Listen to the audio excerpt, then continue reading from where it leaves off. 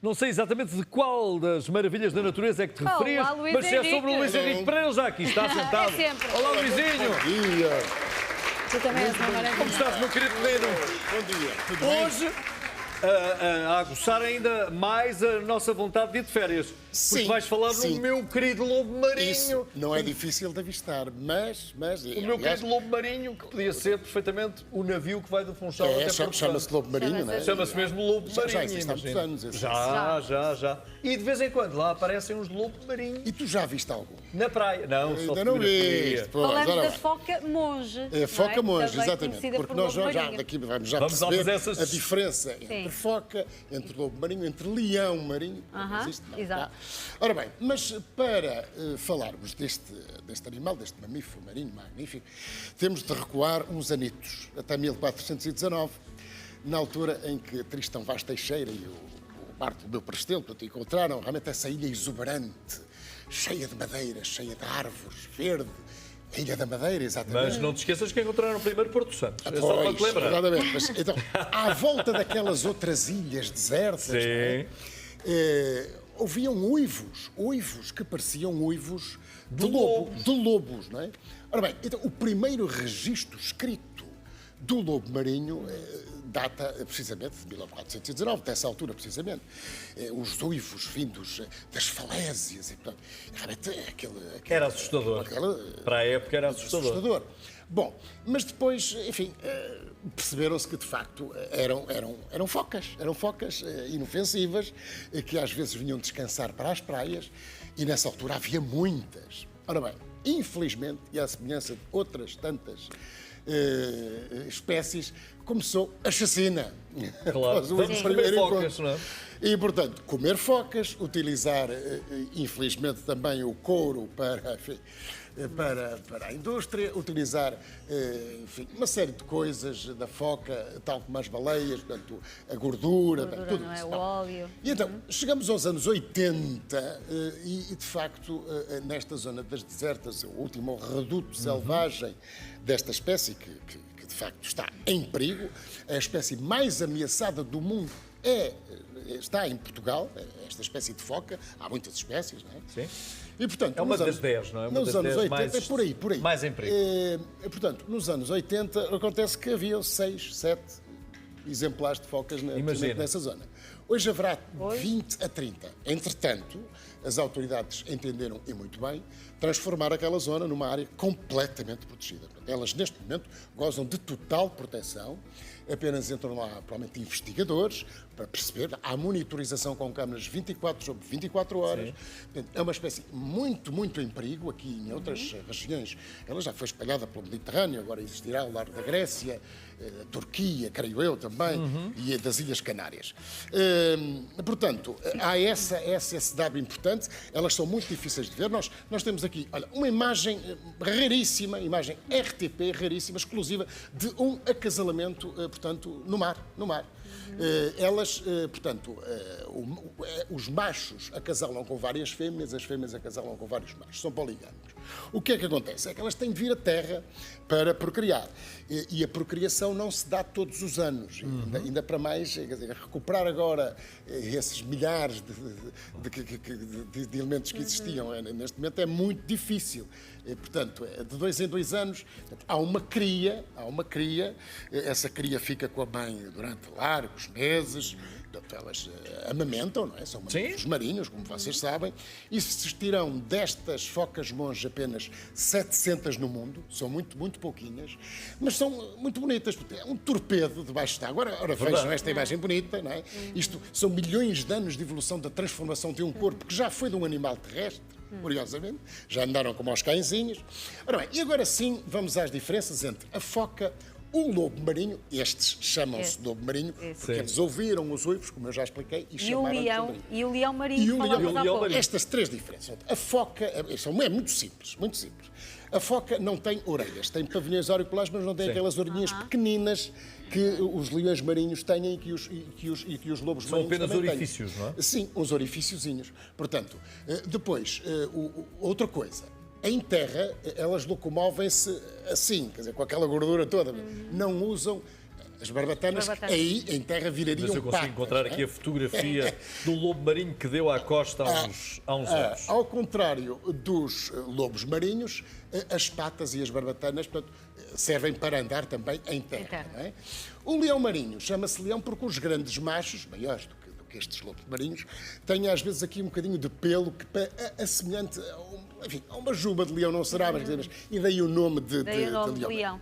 Portanto, depois, é um mamífero marinho robusto, de facto é bastante robusto, é muito bonito.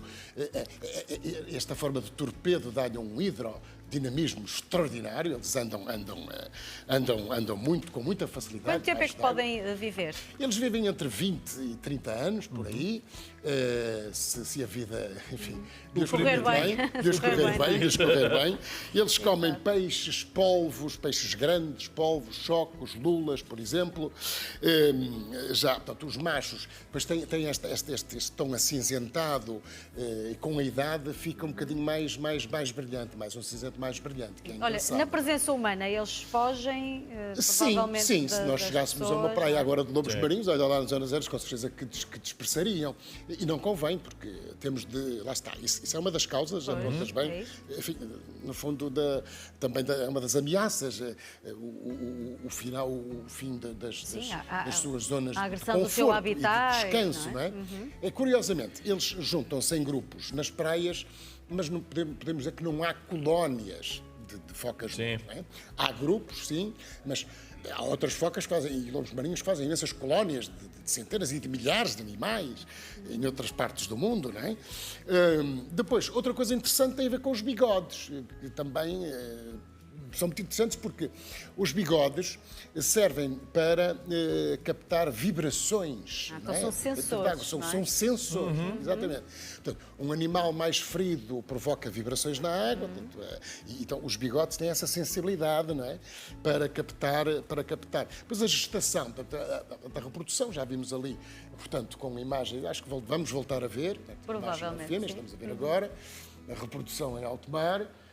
Isto é um documento muito importante, porque difícil é ver difícil é vê-los agora, mas mais difícil é ver este documento, portanto, em filme, não é? Bom, dizer depois que ameaças, infelizmente, há muitas. Vamos outra vez falar da poluição. Vamos falar da poluição das águas. Uma cria, inclusive, que foi encontrada. Vou já aqui colocar. E então, mas conta lá essa história rapidamente. Foi encontrada no Areal e causou imensa curiosidade. Onde? No Porto Santo. Aí no Porto Santo. Está aqui. É a fotografia do Diário de Notícias da Madeira e do meu amigo Fábio Brito. Muito bem. Que é um porto-santense que se dedica à fotografia, é um profissional de fotografia. Muito bem. Que é meu amigo de longa data e foi quem capturou estas fotografias únicas. É recente? Muito bem. Eu julgo que esta fotografia tem 2 ou 3 anos. E é uma cria.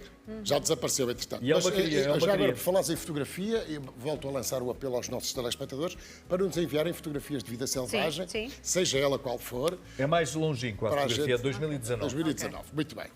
Portanto, estávamos a falar das ameaças, portanto, para terminar, os microplásticos, depois as redes de pesca, porque será fácil perceber que estes animais são mamíferos, portanto, vêm à superfície para respirar. Descobriu-se há pouco tempo também, isto é aqui muita coisa para dizer, claro, que eles andavam ali pelo mergulho dos 100 metros, mas não, conseguem mergulhar a 300 metros, que é uma coisa muito interessante. Mas depois a captura acidental, as tais redes de pesca, se eles se virem enredados, não conseguem vir à superfície para respirar. Aquilo que a Sónia falava, que é a destruição do habitat, portanto, das zonas de conforto, as zonas de repouso, não é? Enfim. Convivência com outros mamíferos desta envergadura. Eles têm pensar em golfinhos, os tubarões e as orcas são predadores destas espécies, não é? Para além dos lobos marinhos e também dos leões marinhos, em outras paragens. Teremos de falar disso quando falarmos dos tubarões, e há muita coisa para falar sobre os tubarões e das diferentes espécies de tubarões. Depois, última questão, muito rapidamente. Então as pessoas perguntam, está ele a mostrar os animais, mas estes são importantes? Qual é a importância disto? São muito importantes. É ecossistema. Todos os animais são importantes. Eu vou explicar porque é que são importantes, para as pessoas não dizerem, está a falar de cor, não. São muitas vezes predadores de topo das cadeias alimentares, e a cadeia alimentar é isso mesmo, é uma cadeia, não é? Claro. Começa com fitoplâncton, já vou explicar, e vai até... Não é? Depois servem de alimento também a outros predadores como as orcas e os tubarões. Depois, O controle das populações, por exemplo, elas às vezes atacam animais um bocadinho mais doentes, mais velhos, controlam a saúde nesse campo das populações dos peixes cefalópodes, por exemplo. Sim. Depois, o excremento, para terminar muito rapidamente, o excremento. É adubo? O excremento É adubo do mar? extraordinário. Tal como Ou o das terra. baleias, Ou terra. que é muito mal cheiroso. Que eu andei. Mas o excremento é muito importante, portanto, é uma fonte de alimento para, já vou explicar, para o fitoplâncton e para o zooplâncton, ou seja, os seres microscópicos ou muito Sim. pequeninos que estão na base de toda a cadeia alimentar dos oceanos, no fundo, não é? O fitoplâncton, plantas pequeninas, microscópicas, o zooplâncton, portanto, animaizinhos pequeninos microscópicos. Portanto, o excremento, tudo serve, Imagino. tudo serve, até o Tudo excremento. tem importância. E, portanto, aqui as nossas imagens RTP, São com lindas. os lobos marinhos, com estas focas monge. Esperemos realmente que este programa continue a dar frutos e que elas continuem a proliferar ali ao largo das desertas, porque é o último reduto em Portugal e um dos últimos redutos Protegido. do mundo. Há 700 peixinhos destes Sim, no sim, mundo, sim, no mundo sim, sim. inteiro. Há não é? que preservá-los. Vamos Obrigada, contar, Luís vamos contar Henrique. que nem todos sejam contados e que haja mais. Não é? Sim, Temos sim, essa sim, esperança sim. também, porque elas andam no mar Isso, e o mar isso. ainda é um universo muito Sim, desconhecido para sim, nós. exatamente. Muito obrigado, Luís. Até para a semana. Muito Obrigada. obrigado. Bom resto de Muito semana. obrigado. Obrigado.